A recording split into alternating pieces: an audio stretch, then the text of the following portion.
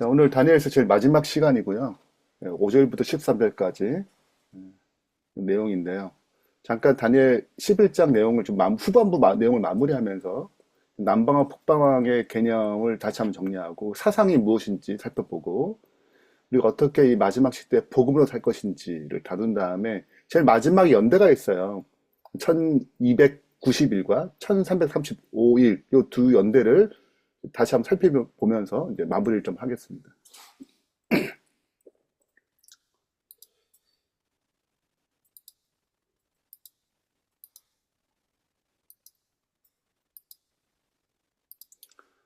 제 첫 번째 이제 남방왕인데 남방왕은 우리가 어제 묵상하시고 공부하신 것처럼 프랑스 혁명을 가리킵니다. 프랑스 혁명으로 1789년에 프랑스 혁명이 시작되고 10년 동안 프랑스 혁명이 진행되면서 이제 나폴레옹이 이 기간 동안에 등장하고 나폴레옹이 프랑스를 장악하게 돼요. 그 과정에서 이제 프랑스 혁명은 봉건사회의 제도를 무너뜨리고 교권, 그러니까 로마 카톨릭이 장악했던 그것을 무너뜨리는 행동이거든요.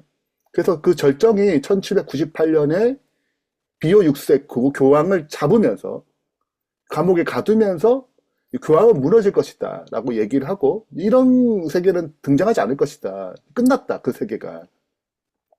그리고 선포하고 마무리한 것이 1798년입니다. 그래서 그때 작은 뿌리 교황권이 죽은 거죠. 그래서 11장 40절 시작에 그 남방왕이 누굴 찔러요? 북방왕, 로마 카톨릭을 찌르는 것입니다. 근데 북방왕도 쭉 흐름이 있어요. 그죠? 쭉 북방왕의 쭉 흐름이 있다가 이제 제일 마지막 북방왕이 로마 카톨릭이고, 예. 남방도 쭉 흐름이 있다가 프랑스 혁명을 기초로 일어난 일들이 이제 남방의, 앞으로 일어날 남방의 흐름이거든요. 예. 근데 프랑스 혁명은, 이성, 그리고 지금 그동안 해왔던 교권주의에 반대하는, 그래서 성경을 폐지하고 무신론주의가 등장하죠. 인본주의가 등장합니다. 예. 그래서 남방왕 쪽 계열은 이 세속적 인본주의, 무신론주의, 공산주의 이렇게 흘러가는 이 세계의 사상의 흐름이에요. 네. 그렇게 생각해 볼 때 우리가 사는 사회에 이미 이런 것들이 이제 있는 것입니다. 네. 우리 이게 공산주의, 우리는 중국이 아니니까, 우리는 북한이 아니니까, 이런 것이 아니지만, 실은 이 사상은 이미 쏙 들어왔어요. 그래서, 여전히 오늘날에도 하나님이 없는 인간의 이성, 과학의 힘, 그리고 진화론, 이런 신적인 존재에 대한 부정적인 것들, 이것들이 다 하나의 사상들이죠. 예. 어떻게 보면 사도계인은 하나님 믿지만 내세를 믿지 않아요. 네, 굉장히 세속적인 신앙이거든요. 현재를 잘 먹고 잘 살면 되는 거야. 거기에 지금 바리새인은 부활을 믿고 천사 다 믿거든요. 사도계는 안 믿어요. 그러니까 현재밖에 안 믿거든요. 예를 들자면 이런 유형인 것입니다. 그 예수님 당시 때 헤롯, 빌라도 이런 거죠. 이 땅의 어떤 성공 초점이 있지, 영적인 실체에 대해서 깊이 생각하지 않은, 내 쾌락이 더 중요한, 내 물질도 중요한, 이런 거거든요. 이것들이 이 시대에 굉장히 큰 주류를 이룹니다. 그래서, 세상의 가치, 인생의, 성공이 인생이 전부인 것처럼 여길 만큼, 하나님 없이 인간의 어떤 노력이 중요시 여기는, 근데 그 세계의 끝은 우리가 아시다시피 허무하잖아요. 솔로몬의 고백처럼. 헛되고 모든 것이 헛된데 실은 세상이 자꾸 그것이 좋은 것처럼 보여주기 때문에 우리도 거기에 영향을 받는 것입니다. 그러니까 예수님 당시 때도 뭐가 있는 거예요? 그런 것들이 등장하는 거죠. 그래서 어떻게 보게 되면 이 교회 안에서도 이런 유형이 있는 것입니다. 이 세속주의의 영향을 받아가지고 교회는 다니지만 세상의 어떤 성공과 가치를 우선시 여기는 신앙의 유형들이 있는 거예요. 물론 이 세상은 말할 것도 없죠. 세상은 말할 것도 없고. 예. 그래서, 이렇게 신앙하다가 떨어져 나가요. 세상 내에서 좀 잘 먹고 잘 사는 게 더 중요하다고 생각하기 때문에. 굳이 내가 신앙 이게 힘들게 할 필요 있나. 여러분 보세요. 나 북방의 세력을 너무 싫어가지고 나가져요. 네, 신앙이 싫은 거라. 또 우리 재림교회가 얼마나 율법주의적으로 신앙을 많이 했어요. 근데 싫은 거지. 북방은 싫은 거예요. 북방 라인이 그런 거거든요. 굉장히 율법주의고 왜곡된 종교주의란 말이죠. 음, 그 제도, 그 시스템 너무 싫은 거예요. 그래서 여기서 벗어나고자 하는 것이 프랑스 혁명이란 말이죠. 네, 그래서 신앙을 떠나간 애들은 대부분 프랑스 혁명한 거예요. 자기 나름대로. 싫다, 신앙. 어? 반대. 굳이 뭐 해야 되나? 그래서 잘 먹고 잘 살지. 뭐 하나님이 꼭 필요한가? 나가는 것입니다. 저도 나가봐서 알아요. 제가 나가봐서 알기 때문에 이미 남방왕 세계를 좀 맛봤기 때문에 음, 네, 그 억압에서 벗어나고 싶거든요. 안식일 지키고 또 우리는 또 뭐 많잖아요. 그냥 못 먹은 것도 많고 그러니까 이런 것들이 싫은 거예요. 음.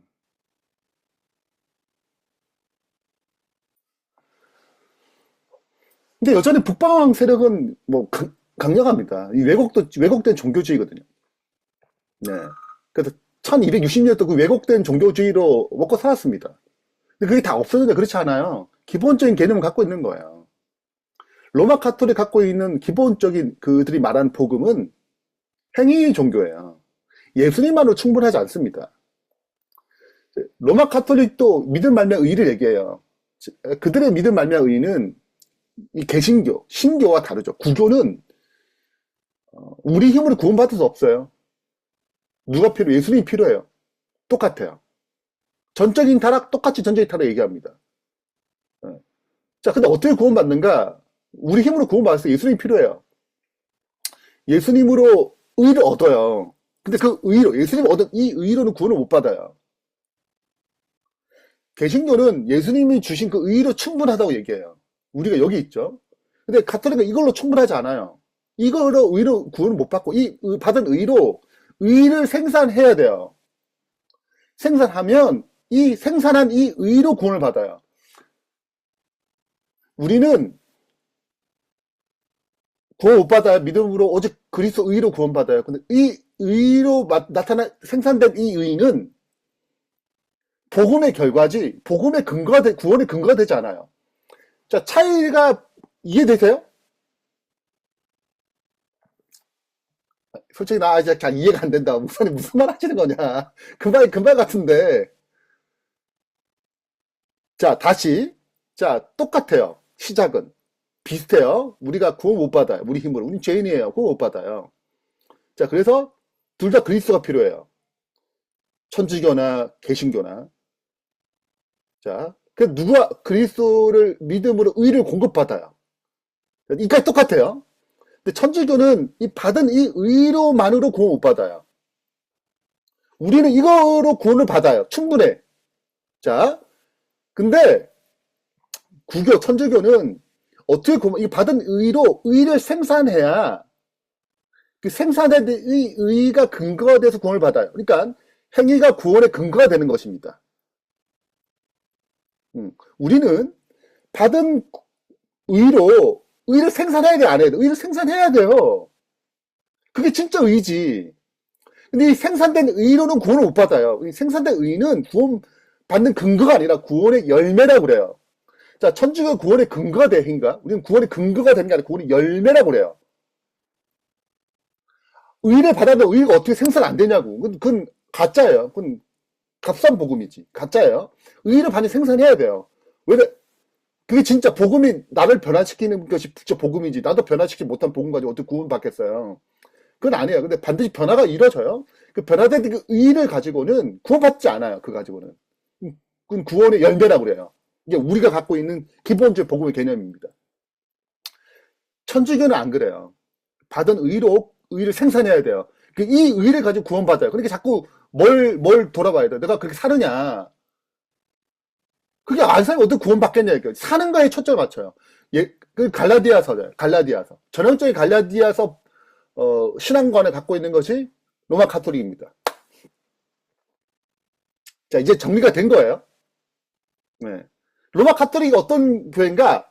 갈라디아 교회이다. 이렇게 생각하면 돼요. 네. 그래서 이제 사도 바울이 잘못됐으면 얘기하는 것이 이제 갈라디아서에 가르치는 복음관이거든요. 어, 그래서 이제 유대주의가 들어와가지고 이제 잘못된 가르침을 줘가지고 갈라디아 교회가 변질돼요. 그것이 로마 카톨릭입니다. 그래서 여러분 이렇게 이 시대의 흐름을 보면 다 성경이 다 있어요. 성경에 없는 게 없어요. 다 있어요. 프랑스 혁명 이 사상적으로 다 있어요. 이 안에. 네. 자, 근데 왜곡된 종교주의, 네, 율법주의가 등장하는 것입니다. 이것이 이제 교황권의 세력이에요. 네. 그것을 집단화해서 드러나는 거예요. 개인적으로 사는 사람이 있어요. 이렇게 왜곡주의인 종교주의로 율법주의로 사는 사람이 있어요. 여러분 불교 율법주의예요. 거의 예수님이 없지만 이렇게 살아야지 구원받아요. 무슨 말씀 이해되시죠? 네, 이슬람교 그게 살아야지 구원이 있어요. 순교를 해야 구원이 있다고요. 그들은 그래도 막 몸에 폭탄 장차가 던지는 거예요. 천국 가려고. 자, 그렇기 때문에 기본적으로 행위 종교거든요. 이 라인이. 그러니까 행위 종교끼리 마저 연합하는 것입니다. 막판에. 아니면 이게 좀 반대쪽 라인이 세속주의 신앙이거든요. 이쪽도 율법주의 신앙이에요. 실은 복음은 이 두 사이에서 걸어가는 것입니다. 네. 이 사이의 길이에요. 남방하고 북방하고 우리를 막 흔드는 것입니다. 예수님 쫓아도 이 사이 길을 좁은 길을 가는 거예요.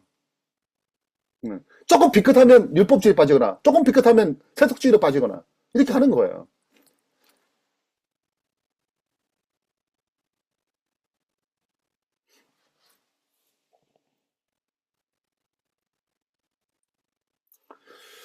자, 그래서 이제 이 북방학 라인은 이 사상들은 하나님 이름을 사용하죠. 율법주의, 인간의 정통, 안 들어 강압적인 통제. 안 되니까 강압적인 통제를 하는 거예요. 마지막에 짐승의 표와 짐승 우상을 경배하지 않으면 강제적 통제를 하는 거예요. 그 진리를 핍박하는 세력이죠. 예수님 바리새인들 같은 거예요. 얼마나 경건해 보여요. 여러분 이 카톨릭이 굉장히 경건해 보여요.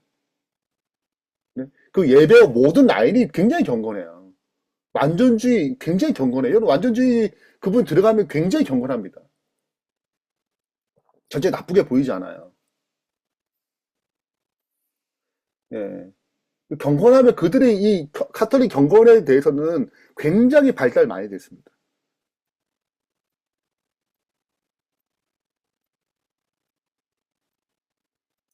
그 45절에 이제 이 라인이 연합돼가지고, 그럼 요 세계에 빠진 사람도 다 연합할 거예요. 이쪽 라인으로. 네. 또, 기본 큰 영역에서는 다 잡았잖아요. 어떤 연합이 됐잖아요. 이 남방왕 세력들을. 여전히 이 사상은 존재하지만, 예.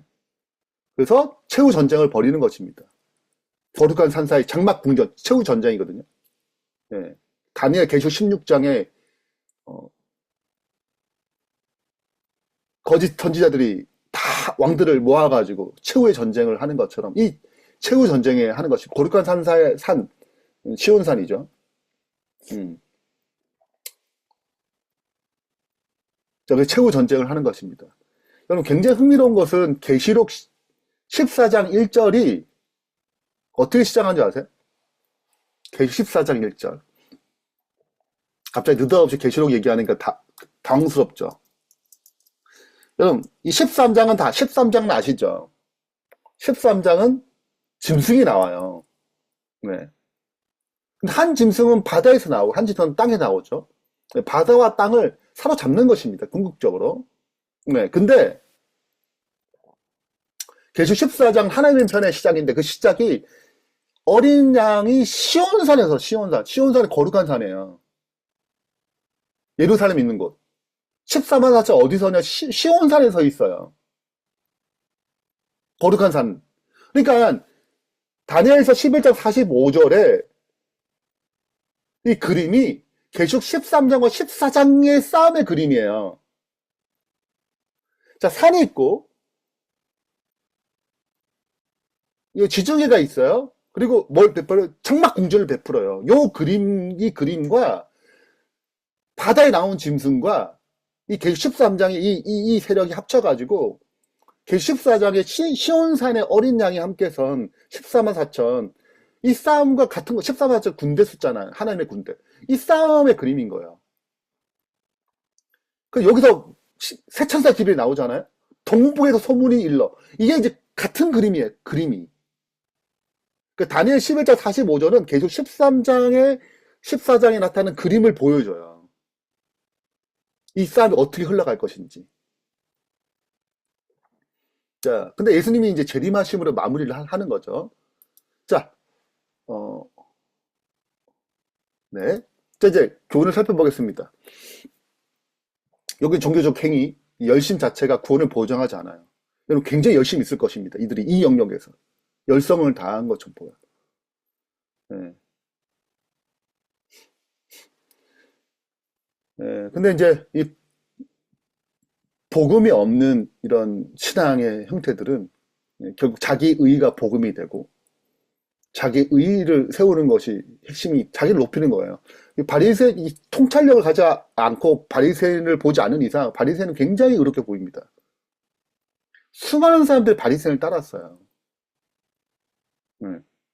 예수님이 바리새인을 보고 침례 요한 같은 사람이 바리새인을 보고 그 중심을 깨뜨린 거지. 그렇지 않고서는 누가 알겠어요? 아무도 몰라요. 바리새인이 얼마나 존경받고 얼마나 신앙을 잘했는데 누가 알겠냐고요.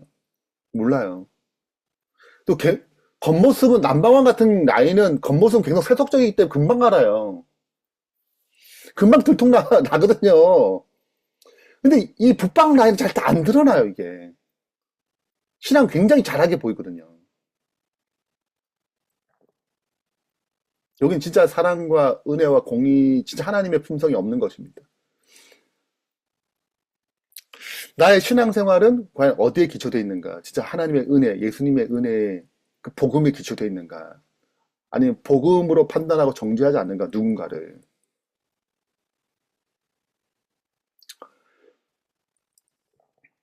자, 마지막 이제 환란의 끝이죠. 환란의 끝에 결국 이제 미가엘 예수님이 등장하셔가지고 재림하심으로 이 모든 것을 마무리합니다. 이게 이제 최후 전쟁의 마지막이죠.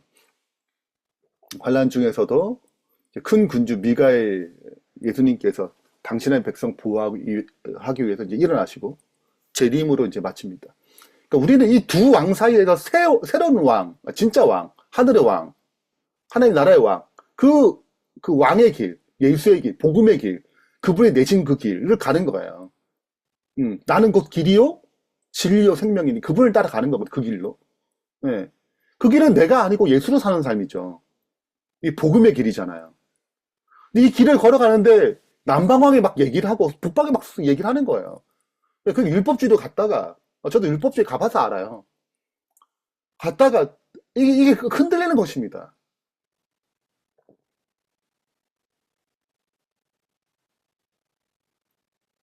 저도 이제 율법주의에 깊이 있어봤기 때문에 그게 거룩한 줄 알고 그게 복음인 줄 알아요. 뭘 몰라요. 뭐가 잘못된지 몰라요. 네. 이미 그 세계에 들어가서 그 세계가 기준이 됐기 때문에 잘 모르는 것입니다. 그 길도 굉장히 좁은 길 같아요.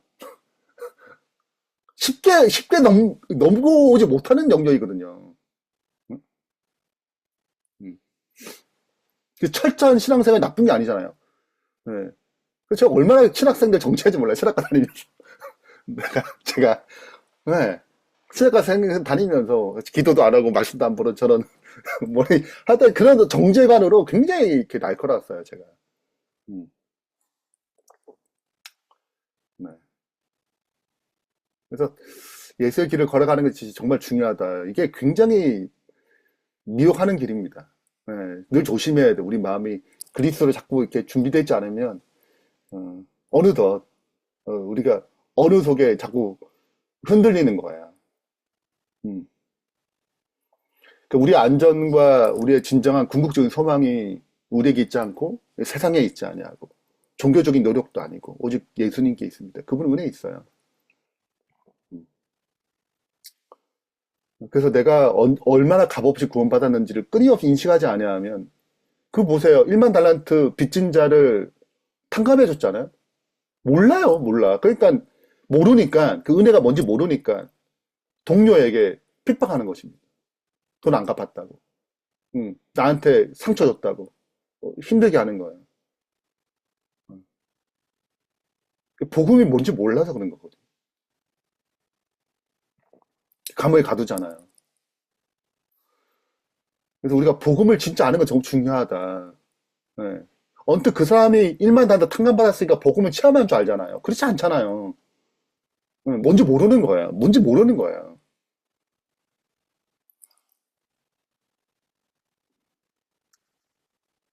그러니까 자기가 탕감받아서 더 뭔지 모르니까 그렇게 행동하는 것입니다. 동료를 압박하고 갚을 때까지 감옥에 가두고.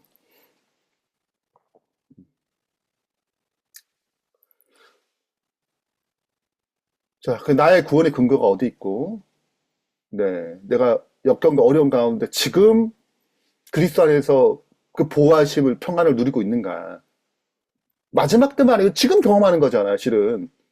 그거는 발현되는 거잖아요, 그때 마지막 때. 지금 내가 환난 가운데, 어려운 가운데 하나님 보호하심을 경험해야지.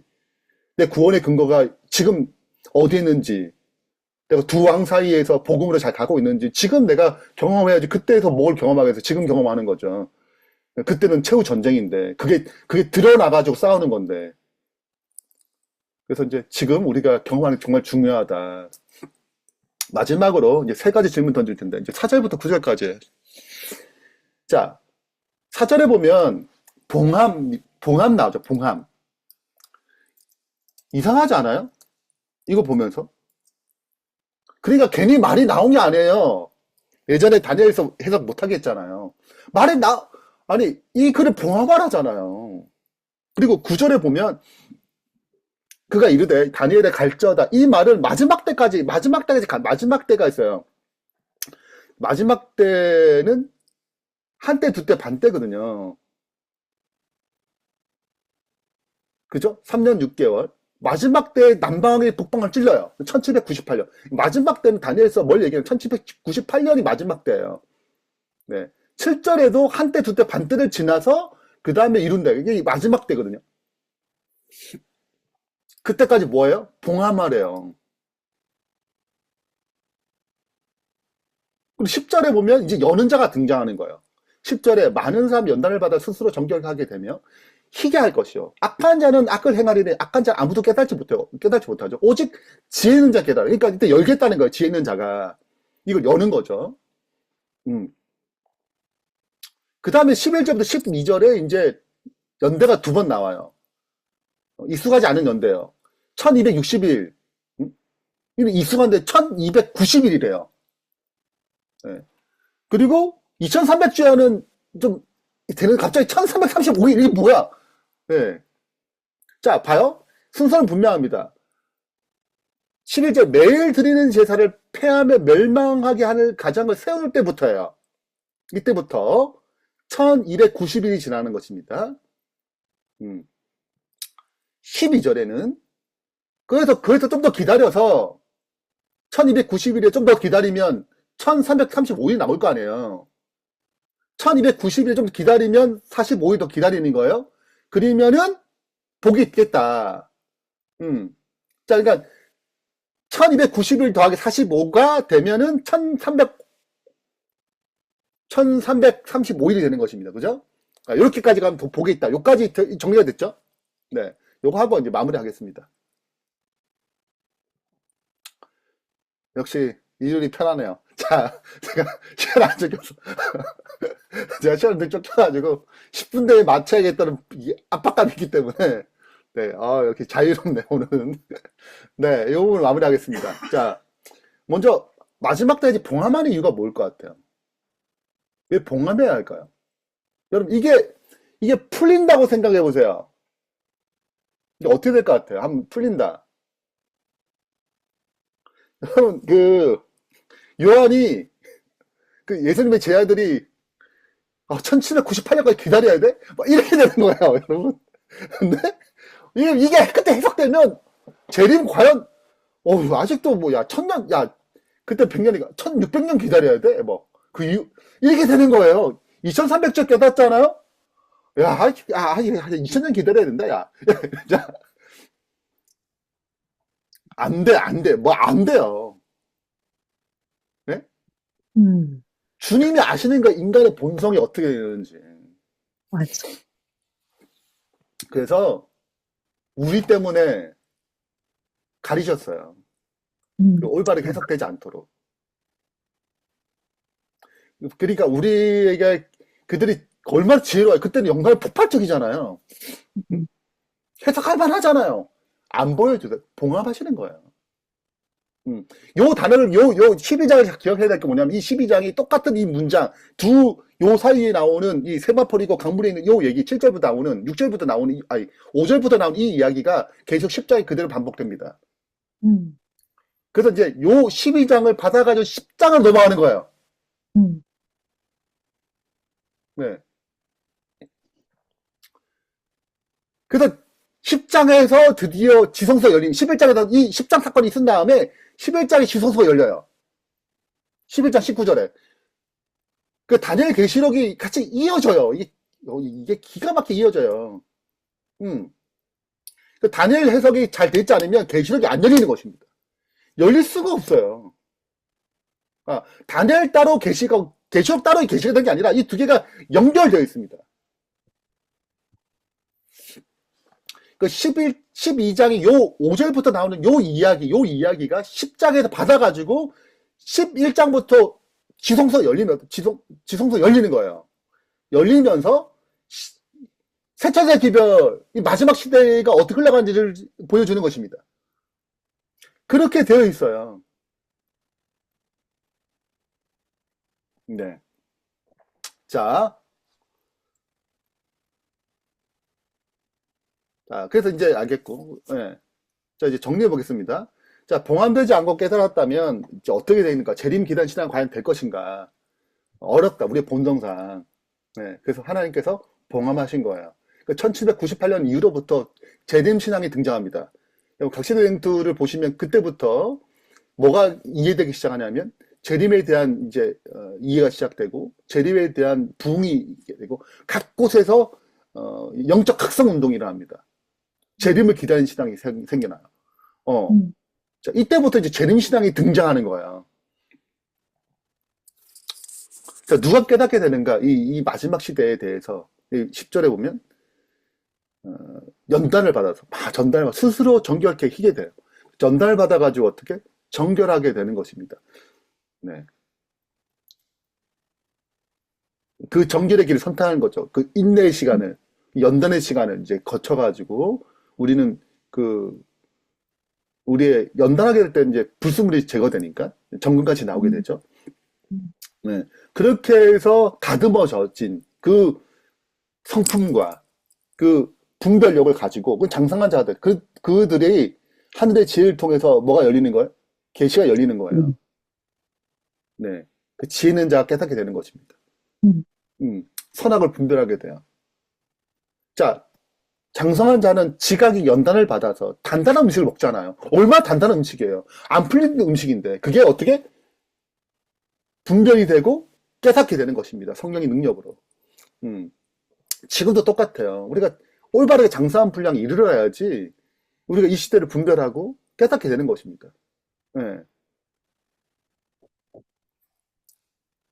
자, 이제 1260년과 1335년부터 이게 11절에 보면 매일 드리는 제사를 폐할 때부터, 또 멸망하게 할 가증한 것이 세울 때부터. 자, 우리가 다니엘 7장과 다니엘 8장을 해석해야 되는데, 자, 다니엘 7장에 작은 뿔이 등장하려면 새 뿔이 뽑혔어요. 기억하세요? 우리 다니엘 7장 예언은 많이 들어왔으니까, 새 뿔이 뽑히면 작은 뿔이 등장해요. 예, 그래서 이제 538년부터 시작해서 새 뿔이 이제 서고트, 반달, 동고트거든요. 요 세 나라가 이제 그 로마 카톨릭이 주장하는 그것을 반대하는 세 나라예요. 10나라 중에. 이 세 나라를 뿌리쳐 뽑은 다음에 등장하는 거죠. 그래서 538년부터 이 세 나라 멸망 538년부터 1260일 계산해가 1798년 이제 교황권이 잡힐 때 요 사이가 뭐예요? 이제 1260일이 되는 것입니다. 근데 11절에는 매일 드린 제사를 폐하고 멸망해 가져간 것이 세우는 그 시작점이 언제? 시작점 언제예요? 서고트를 멸망시켰던 그때적이거든요. 그때가 시작이에요. 본격적으로 작은 뿌리 안 되겠네? 제 새 나라 처리해야겠네? 야, 처리 좀 해줘. 그러니까 서고트를 멸망할 그때. 그 다음 두 개가, 그때가 508년이에요. 시작점이. 예. 그리고 세 개가 다 무너질 때가 538년이에요. 30년 동안 무너뜨린 거거든요. 이 세 나라를. 예. 그러니까 로마 카톨릭 반대했던 이 세 나라를 처리해야 됐어요. 그래 자활을 하죠. 예. 나머지 7번 다 자기 따르는데 이 세 개가 싫은 것입니다. 자, 하나를 정리하는 거예요. 서고트. 이때 508년이에요. 그리고 반달 동고트를 해결하거든요. 예. 그리고 538년. 작은 뿔 등장. 자, 여기 정리됐죠? 그래서 508년부터 시작해가지고 1290일이면 1798년이 끝나는 것입니다. 자, 그러니까 1290일은 1798년이 끝나게 돼 있어요. 네. 자, 근데 거기서부터 더하기 45를 더하는 거잖아요. 그럼 1843년, 44년 요때 넘어가는 거예요. 네. 그러면은 재림 운동의 마지막 부분이에요. 자, 이때 이르는 자는 복이 있대요. 자, 그러면은 우리가 다니엘 8장을 해석해야 돼요. 8장 14절에 성소가 무너지고 매일 드린 제사 폐하고 언제까지 되리까 그러잖아요. 언제까지 되리까? 그때가 언제예요? 2300주야가 되면 자, 이 된다는 말은 첫 번째 요 진리를 다 무너뜨린 이것이 이때쯤이 회복이 될 것이다 라는 것과 그 다음에 성소가 정결되게 되는 것이 시작될 거예요. 요게 2300주야거든요. 2300주야 거는 이게 끝나겠다는 거예요. 이 무너졌던 진리를 다시 세우겠다는 것입니다. 그리고 성소 정결이 시작되는 거거든요. 자, 그러면은 왜 1335년에 이르는 자가 왜 복이 있는가? 뭘 본 거예요? 매일 드린 제사 폐하고 성소가 무너지고 이것들을 뭐 하는 것이 보는 거예요. 아, 이 작은 뿔의 세력이 무너지고, 이 진력들 다 무너진 것이 다시 어떻게 세워지는구나. 재림 운동을 통해서. 봉함이 풀리는 것입니다.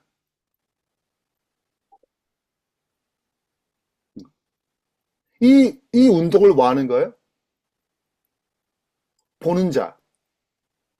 그럼 복이 있다고 얘기하는 거예요. 이때가 유럽과 미국의 가장 아름다운 부흥이 일어났던 때예요.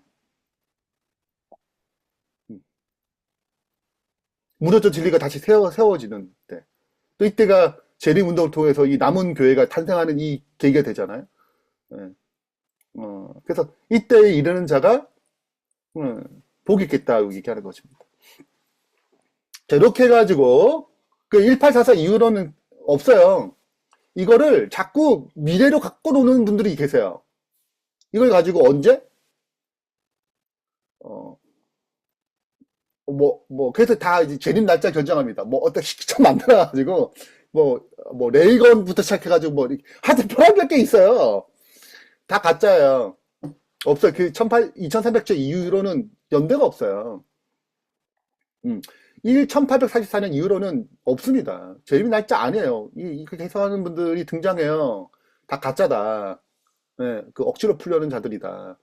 너 주의하셔야 된다. 그런 분들은. 네.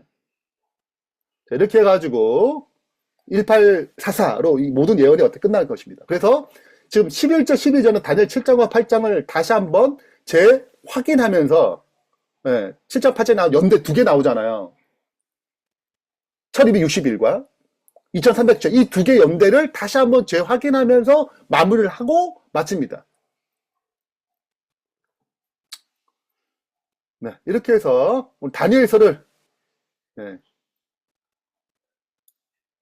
마무리하겠습니다.